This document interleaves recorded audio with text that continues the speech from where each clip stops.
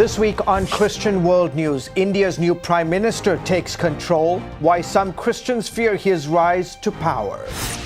And the Pope's historic visit to the Holy Land. Hear what he had to say to the region's embattled Christian community. Plus, the Sudanese woman sentenced to death gives birth in prison. How her husband is working to bring his wife and new baby home.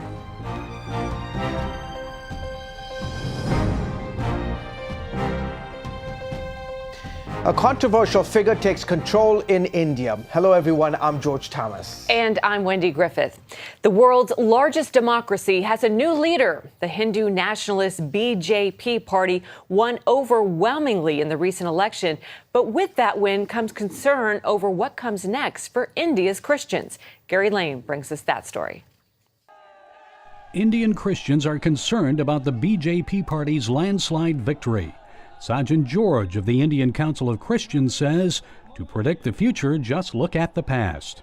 Our past experience is that whenever they came into power, they were not being kind to us, or they always tried to violate the constitutional guarantees given to Christian community in India.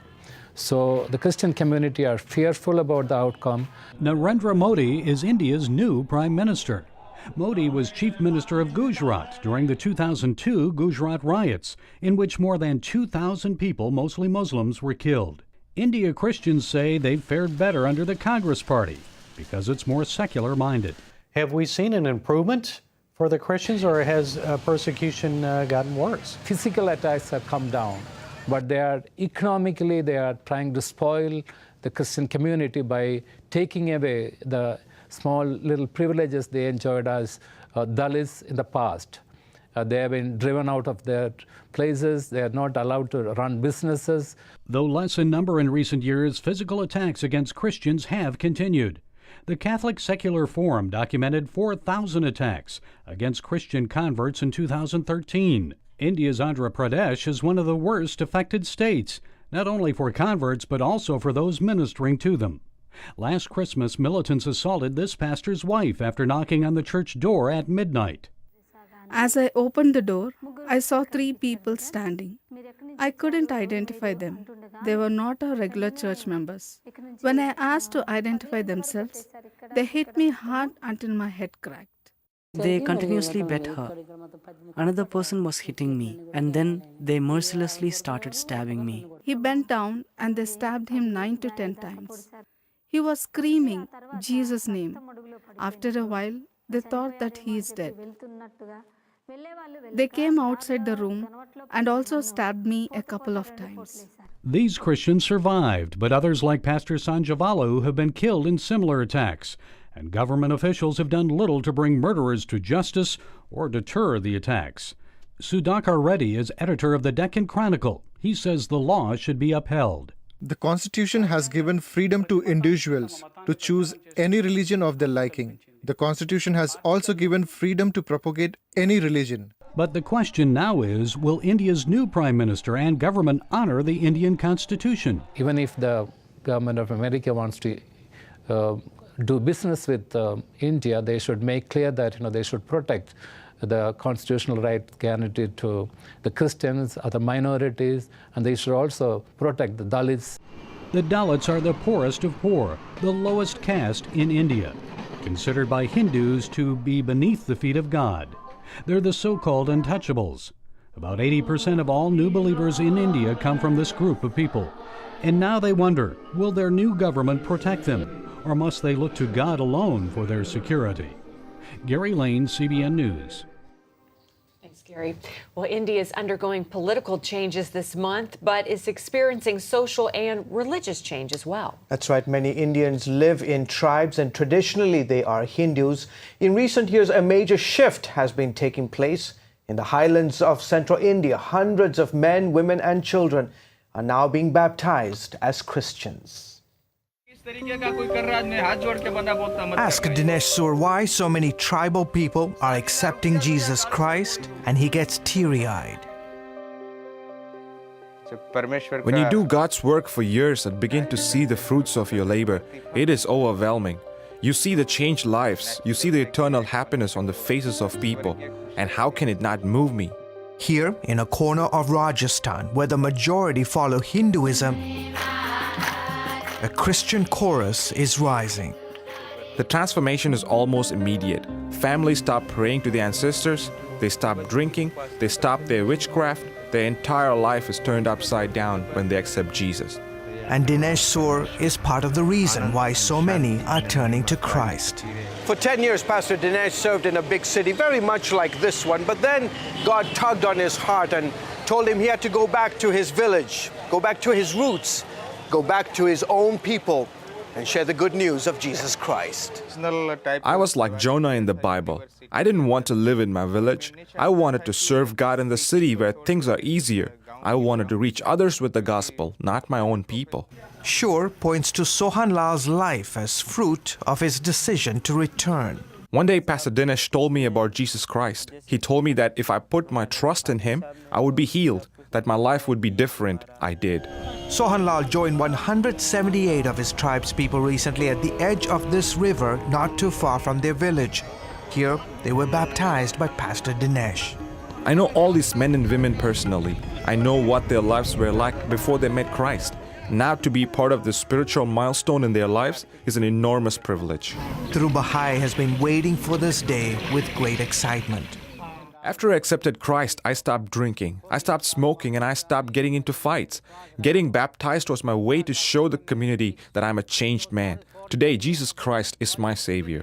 Manu was among the dozens of women who also got dunked in the river that day. I feel very happy after my baptism and thankful I received Christ in my heart. I will now follow Him the rest of my life. And not just her. Her husband and children also decided to follow Christ after Pastor Dinesh spent several occasions with them. My family is blessed because of Christ and because someone was willing to come and share the gospel with us. Pastor Dinesh is a member of the Bill community, one of the largest tribes found in the central states of India. Dinesh says foreign missionaries have been ministering in this area for over 135 years and have never seen the results he's witnessing today.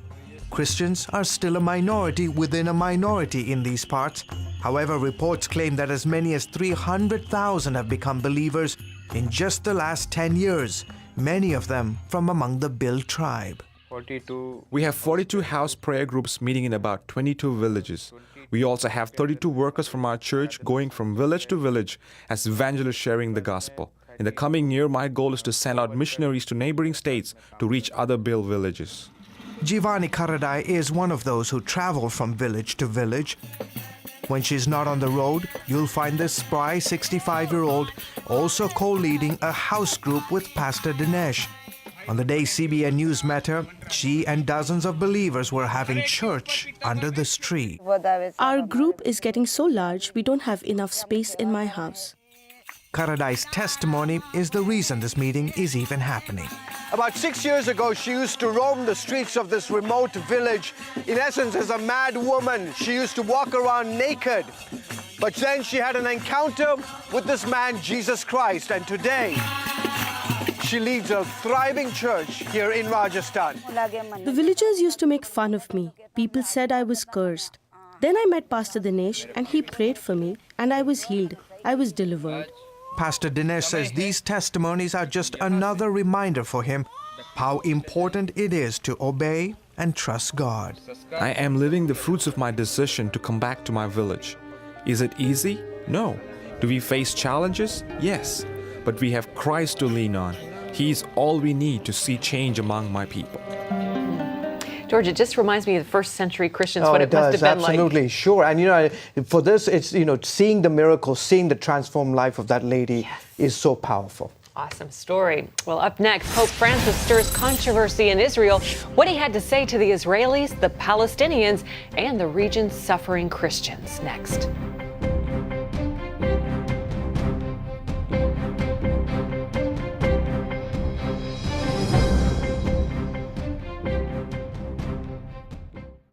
Hello, I'm Terry Newsom. Did you know there are more than 148 million orphans in the world today? 148 million. But it was 3 little girls that taught me about the plight of orphans. 8 years ago, my husband and I spent nearly a month immersed in the daily activities of a Ukrainian orphanage as we waited to adopt 3 sisters. I saw firsthand the utter loneliness, the pain of rejection, and the overwhelming desire to be loved. That experience changed me forever. And out of it grew a ministry from my heart called Orphans Promise. Today, we're helping orphans and vulnerable children in more than 50 countries worldwide. Thousands of children are now in safe homes. They're being educated, and they're learning life skills. I'm asking you to join with me and become family to these children. Will you call the number on your screen right now? Because every child deserves a chance to be happy.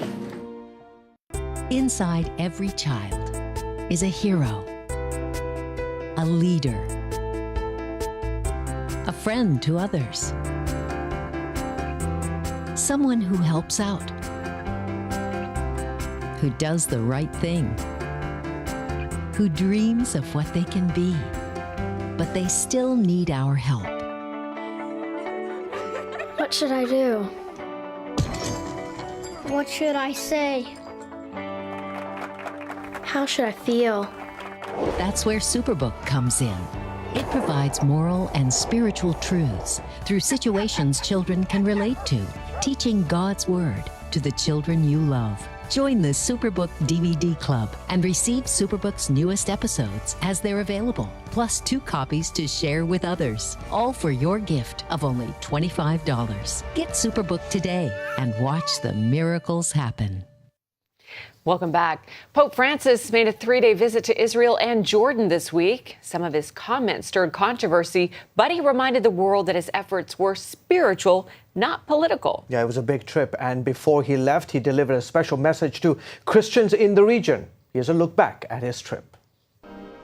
At Israel's Ben Gurion Airport, Israeli President Shimon Peres and Prime Minister Benjamin Netanyahu greeted the pontiff.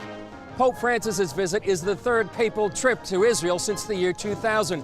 He came with the goal of building bridges within the church, to other faiths, and bridging the political divide between Israelis and Palestinians. Francis issued a surprise invitation to both Peres and Palestinian Authority President Abbas to pray together at the Vatican. Both accepted and plan to come to Rome in early June. On the last day of his 2-day visit, Francis prayed at the Western Wall and visited Yad Vashem, Israel's Holocaust Memorial, where he met with Holocaust survivors and prayed, "Never again, Lord, never again." One major reason for the visit, signing a joint declaration with Bartholomew, the patriarch of the Greek Orthodox Church.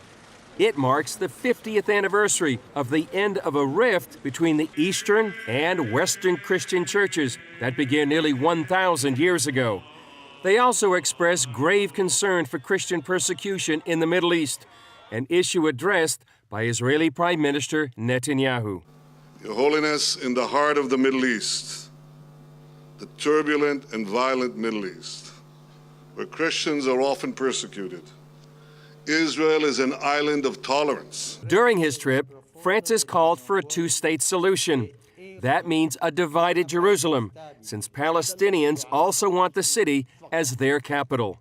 Near the end of his visit, Pope Francis said Mass and greeted Christians at the Garden of Gethsemane. I think he is a man that's going to do much good in uniting the churches. During his visit, Pope Francis told the Christians living in Jerusalem he understood their difficulties and invited them to be courageous witnesses of the resurrection of Jesus. Israeli Prime Minister Benjamin Netanyahu told Francis Israel protects Christians. We protect the rights of Christians in Israel. That, unfortunately, does not exist in many places in the Middle East. Even in Bethlehem, where Your Holiness visited, Jesus' birthplace has become a Muslim city. Netanyahu also referred to the stop Pope Francis made at the security barrier between Bethlehem and Jerusalem. When incitement and terror against Israel stops, there won't be a need for things like the security fence, which has saved thousands of lives. On his way back to Rome, Pope Francis clarified his invitation to Israeli President Shimon Peres and Palestinian Authority President Mahmoud Abbas to pray together at the Vatican. It will be a prayer meeting. It will not be for mediation or to look for solutions, No, we will meet together to pray only, and then each one will return home. But I believe that prayer is important. Praying together without doing any sort of arguing, this helps. The gathering is scheduled to take place in Rome in early June. Chris Mitchell, CBN News, Jerusalem. Coming up, life and death in a Sudanese prison. Facing death sentence, a Christian woman gives birth behind bars. Hello? Is this thing on? Hey, kids, do you love games? And do you love discovering things? Well, do ya? Then you're gonna love this. It's the new free Superbook Kids Bible app. You can play games, watch videos, find answers to your questions, and a whole lot more. The new Superbook Kids Bible app. Free downloads available on iTunes and Google Play now. CBNnews.com. News you want, when you want, 24/7. Stay current with up-to-the-minute stories. Efrem Graham, CBN News, New York. I don't have to wait for my news anymore. CBNnews.com at your fingertips all day long. I only watch the stories I want to see. I find the story, I click on it, and boom, I'm there. Embassy in Washington, Eric Stackelbeck, CBN News. The source for your news, CBNnews.com. Hello, I'm Terry Newsom. Did you know there are more than 148 million orphans in the world today? 148 million. But it was 3 little girls that taught me about the plight of orphans. 8 years ago, my husband and I spent nearly a month immersed in the daily activities of a Ukrainian orphanage as we waited to adopt 3 sisters. I saw firsthand the utter loneliness, the pain of rejection, and the overwhelming desire to be loved. That experience changed me forever. And out of it grew a ministry from my heart called Orphans Promise. Today, we're helping orphans and vulnerable children in more than 50 countries worldwide. Thousands of children are now in safe homes. They're being educated, and they're learning life skills. I'm asking you to join with me and become family to these children. Will you call the number on your screen right now? Because every child deserves a chance to be happy. United Nations peacekeepers are trying to ease escalating violence in the Central African Republic. Muslim and Christian groups have been launching fresh attacks on each other. Thursday, a group of young Christians waged a retaliatory attack and destroyed one of the last mosques in Bangui. The UN barricaded roads in Bangui Wednesday after Muslim rebels launched a grenade and gunfire attack on a Catholic church. That attack killed at least 15 people, including a priest and a presidential guard. Updating you now on the Ethiopian woman sentenced to death for apostasy in Sudan. Miriam Ibrahim gave birth to her daughter while shackled to her prison floor. Amazing. CBN News has learned that her husband was allowed to visit the mother and child. They named the new baby Maya. Miriam still faces death for apostasy from Islam because Sudan does not recognize her marriage to a Christian man. Chief International Correspondent Gary Lane recently talked with Miriam's brother-in-law, Gabriel. Gabriel is very concerned about Miriam and also his brother Daniel, who is in Khartoum at this time.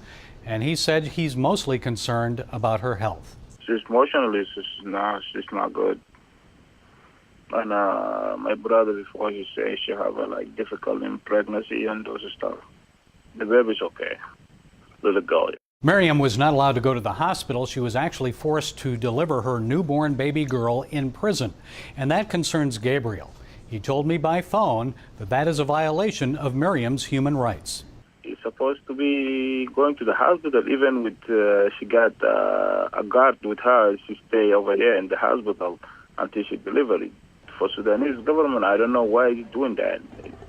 That's no human right at all. It's just, I don't know how the cell, how she delivery, when she delivery, we don't know exactly. Yeah, it concerns me a lot. That's why I try to let some official of U.S. government to move on. Not long ago, a CNS reporter asked a State Department spokesman about Martin. That is Daniel and Miriam's 19-month-old baby boy. Asked about him if he is a U.S. citizen. But the State Department spokesman said, we don't know if he's an American citizen or not.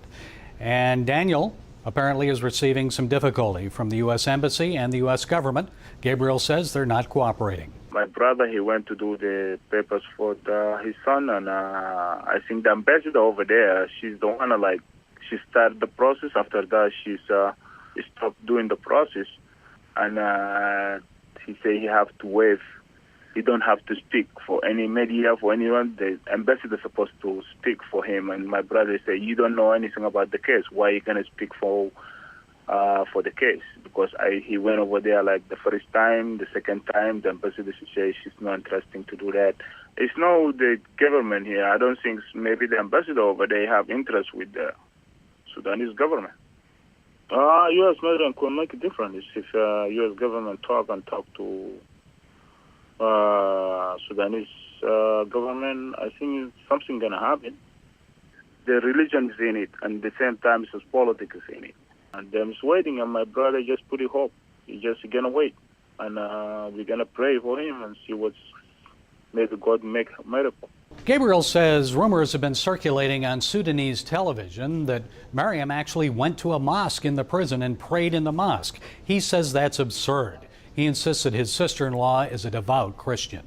If she go to the mosque over there in the jail and pray, that's automatical. The judge is supposed to order she let her go. I don't think so. That's a rumor. People say, she used to pray. She don't used to pray. Come on.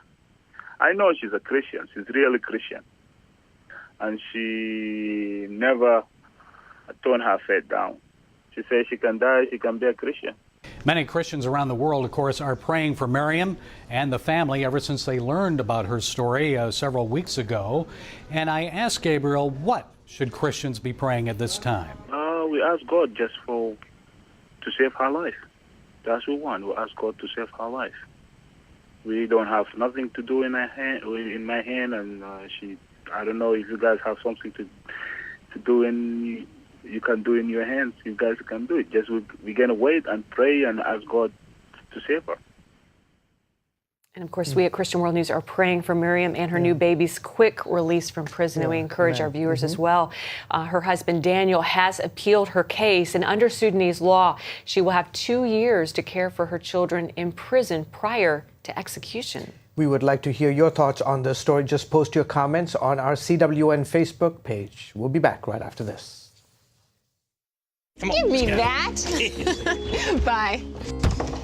Sure, life is busy, but I found a way to make a huge difference in people's lives. I guess you could say I'm changing the world right here from home. I bring medical supplies and doctors to people in need, and dig wells so that villagers can have clean and safe water to drink. I make it possible to preach the gospel in over 100 countries, including right here in America. And when disaster strikes, I'm there, providing food, thank you, and emergency supplies to give people hope again. Every day, CBN and I are making the world a better place. Here you go. My life is hectic, so I joined CBN through Pledge Express. My bank does all the work, and I know that my gift is being used where it's needed most. So become a CBN partner and join Pledge Express, because you can do a world of good right from where you are. Hi, good morning. Are you ready to get started? We all want to live in the favor and anointing of God. We want His wisdom to solve problems and His provision for all we need. The Bible tells us the Lord has put eternity in our hearts. Each of us wants the certainty of heaven, to know our lives have purpose and that we are playing a vital role in accomplishing His plan for all mankind. In Pat and Gordon Robertson's latest DVD teaching, Living Under God's Blessing, you'll discover how to receive wisdom to solve today's problems, the keys to provision for meeting all your needs, and how you can be a part of His plan for the world today. Call now to receive Living Under God's Blessing, featuring the 3-time Emmy-nominated series, Made in Israel. May God bless you, and may you enjoy and live under the blessing of the Lord always.